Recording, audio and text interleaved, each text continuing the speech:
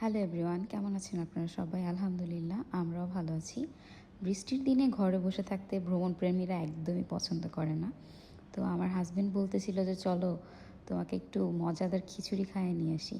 আমি বললাম কোথায় নিয়ে যাবে? পরেও আমাকে দক্ষিণা কিচেনে নিয়ে গেল। অবশ্য এখানে আমি আরেকবার গিয়েছিলাম আমার এক ফ্রেন্ডের সাথে, বাট তখন আমার এক্সপিরিয়েন্সটা তত ভালো ছিল না। যেহেতু আমি ধনিয়া ইউনিভার্সিটিতে পড়াশোনা করেছি, সো আমার এখানে যাওয়া হয়েছে। তো এবার যাওয়ার পরে আমার হাজব্যান্ড বলল যে তোমাকে একটা খিচুড়ি খাওয়াবো, খিচুড়িটা অনেক টেস্ট।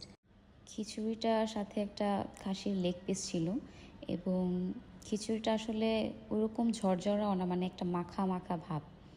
অনেক টেস্ট আসলেই ছিল। এর আগের এক্সপিরিয়েন্স তত ভালো না হলেও এবার আমার দক্ষিণা কিচেনের খাবারটা অনেক টেস্ট লেগেছে। আর আমরা সাথে অর্ডার করেছিলাম একটা গরুর কালা ভুনা।